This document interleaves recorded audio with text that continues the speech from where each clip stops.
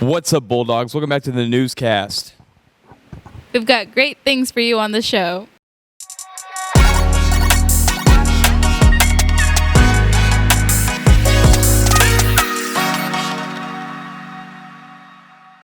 Door hanging, can counting, he's done it all. This week, Maggie Russell and Sierra Newell talked to Frankie Poliak just more about it. My name is Frankie Nicholas Poliak, and I'm the Can Collection Chair in Student Assembly, in addition to being the Vice President of Student Assembly, and I'm a senior here at Columbus North High School. The purpose of Can Drive is for us as a student body to go around the community and collect cans for those who really need them, to give back to the community that's given so much to us. Then there's a bunch of different people in Student Assembly who have specific roles, such as collection chairs, like myself, and then there are also counting chairs and door hanging chairs. So there's kind of a chair for anything that you can think of that is a process that we need to complete. For the Can Drive, we meet pretty much every single day to get something done. So whether that be door hangings or collecting the cans or just counting the cans during school, every single day there's something that's being done. So the door hanging process is every day or every other day after school, we go around to different neighborhoods around the city of Columbus to hang a small hanger on each door that tells details about our Can Drive and how you can donate, and it has the date and time that you are supposed to give the cans and leave them on your doorstep. And then the collection process is on every other day from 6:30 to whenever we finish. And that just consists of going around to those same houses that we hung the door hangers on and collecting those cans if somebody had left cans for us to collect.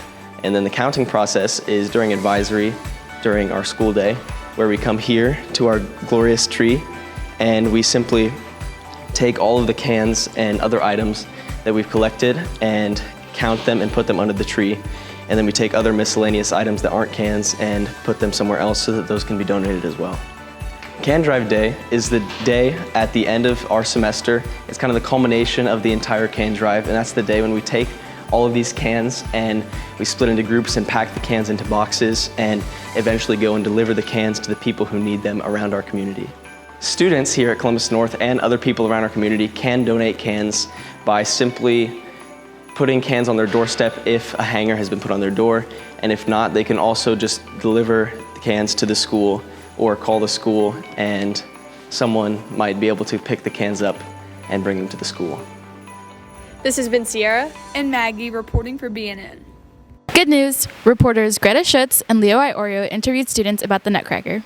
The holiday season is upon us. Senior Abby Jones tells us the best way to welcome in the holidays by sharing her experience as Clara in the Nutcracker. I was Clara, and for the school show, I did Arabian in Snow. For 14 years, and this is my 14th Nutcracker. Honestly, keeping a smile the whole time, like a steady smile. I was just sitting there for a long time, and it's hard to just be entertained when I've seen it a lot backstage and everything. My first one, I was a mouse. I didn't get the chance to be a puppet, but I was one of the little mice in the dream scene. I think it's really special because there's a lot of people that come from outside and surrounding communities just to see what we have to offer. And it's a perfect Christmas tradition that I think gets started in younger families, and then their kids grow up to dance, and I think it's cool to see that happen. It's just a different kind of role to have. There's not as much dancing, but there's a lot of acting and a lot of storytelling within Clara's part. I really like Russian and Snow. Those are two of my favorites. I think Snow is really fast, but it's also it's just a different style than you've seen yet in the show. Snow is just a really good switch over from a traditional look to actual dancing. I don't know why I like Russian. It's short and it's fast, so. We've been rehearsing since end of August, beginning of September, and then it really ramped up with extra rehearsals in mid-October. This has been Greta Schutz and Leo Iorio reporting for BNN. Do you know literature? Our reporters Jaden Zoltan and Aiden Brown went down to the English Bowl to see how they stacked up. My name is Ms. Kate Stahl, and I am an English teacher here at Columbus North High School, and I'm also the coach of English Bowl. I've actually been part of this probably for about 14, 15 years now. We start around November, December. We actually started a couple of weeks ago, right after Thanksgiving, and we continue on through our competition in April, and if we qualify for state, then state is in early May. So we meet usually every week on Tuesdays. This month we are just meeting one more time on Tuesday, December 12th. Every year has a theme. This year's theme is the 80s and 90s. So the cool part about that is that it's all more recent stuff. It's not like Shakespeare and really difficult stuff. It's written in, more contemporary language. This year, The House on Mango Street is our novel, and it is a book written in 1984 about a young girl growing up in Chicago. And it's by Sandra Cisneros. I really love the diversity this year. This year we're also doing a screenplay, which is The Dead Poets Society from 1989. It's a great movie with Robin Williams, who of course is awesome, a classic. So we're gonna read that book, which is, by the way, pretty short. Watch the movie and study the screenplay, so the script of the movie. And then also we have a few poems, actually 6 poems that we're studying too. Also really diverse. There's a poem by Maya Angelou, a poem by Margaret Atwood, who's known for The Handmaid's Tale. The younger students who are maybe in 9th and 10th grade English thinking they want to take AP, a lot of the stuff we do is kind of up toward that level, and they can really strengthen their skills so that when they get to those next steps, they're more prepared. English Bowl is part of the academic Super Bowl, and that competition actually has several different rounds. So there's an English round, there's a math round, social studies, science, and fine arts. And each of those rounds have 25 questions over the materials the students are responsible for being familiar with. And basically the teams sit at a table and answer multiple choice questions together in their time. They just have like 20 or 30 seconds to answer each question before they move on. My group has been to state finals pretty frequently, so getting there is always a big goal. But even if we don't, enjoying our time together and being the best we can be is the most important thing. Thanks, guys. What was your top artist this year? Let's get to the streets with Drew Jacoby and Johnny Klaus to figure out student Spotify rap. What's up, Bulldogs? Welcome back to another episode of Questions with Johnny. Today, we're going around asking people who their top Spotify artist was. So, let's go find out.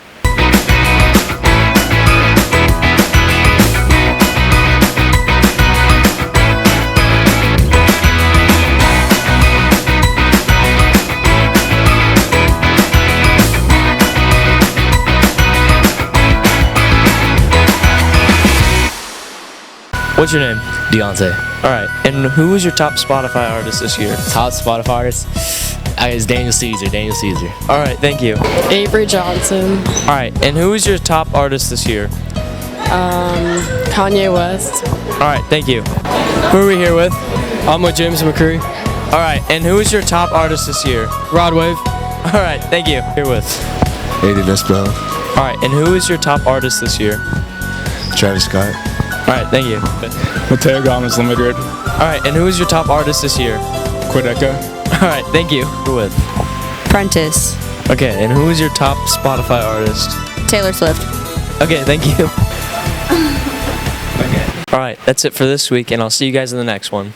That's a wrap. What's up, Bulldogs? I'm here today with Miss Hearn. And today we're going to be asking Miss Hearn a couple of questions about herself. But to kick off, Miss Hearn, do you want to introduce yourself? Sure. My name is Miss Hearn. I teach Spanish 2 and 3 here at Columbus North. I've been here for about 8 years.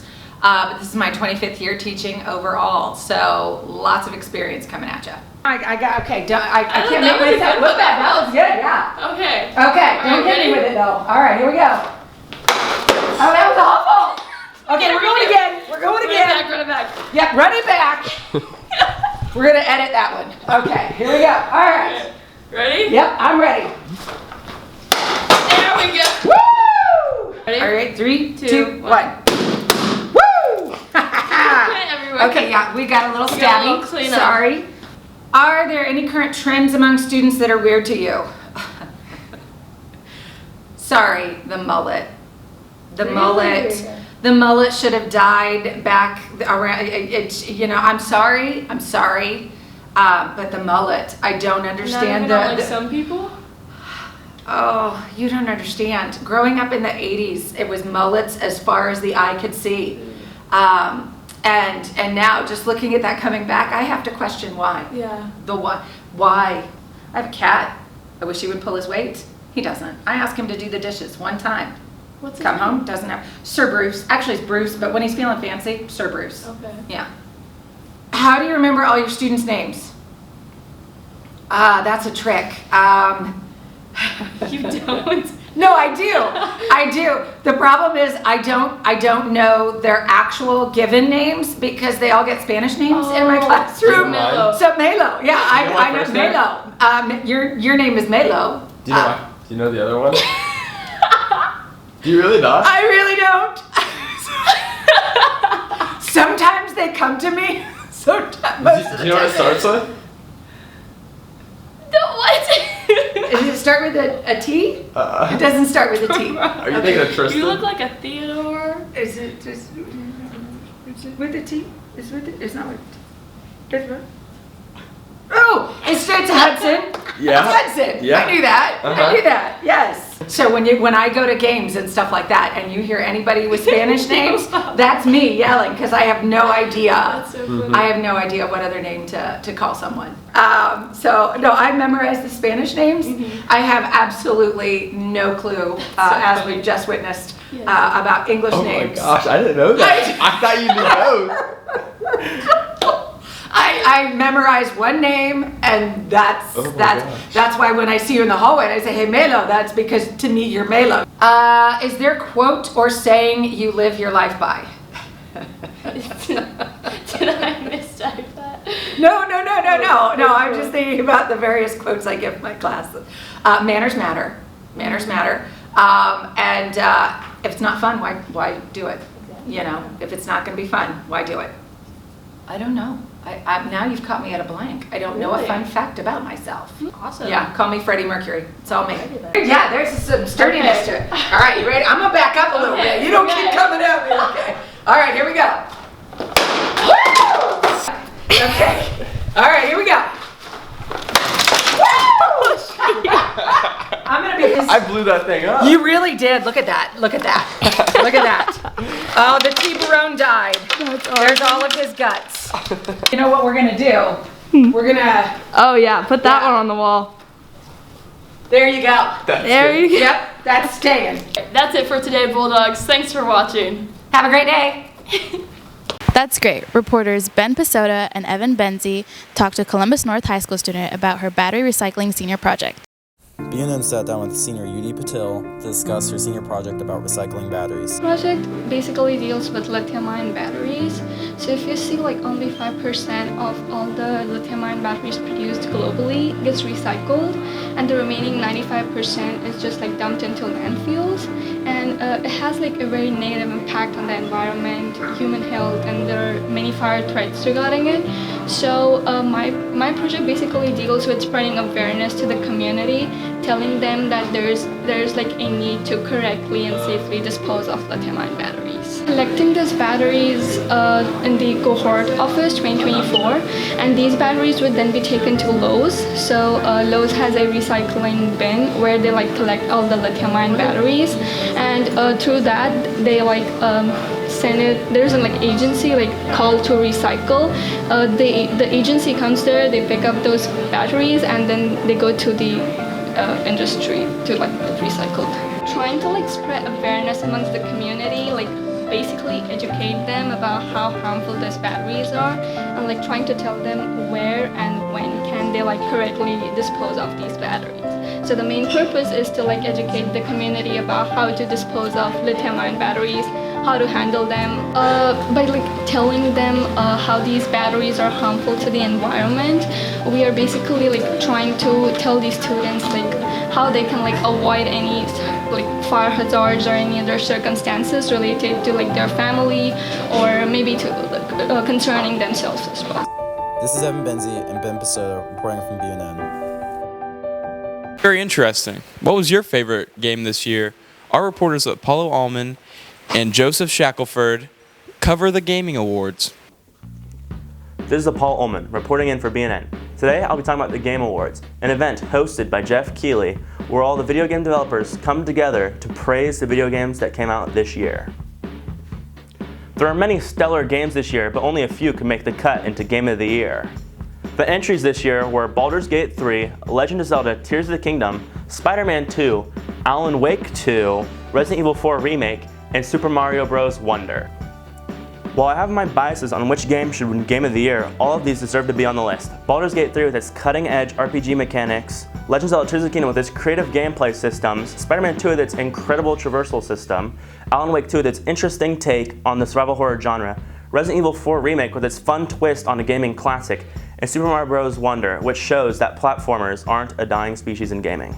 If you want to vote for Game of the Year, go to the Game Awards website. But hurry up, because the event will be hosted on video sharing platforms on December 7th. That's all for this week. See you next week.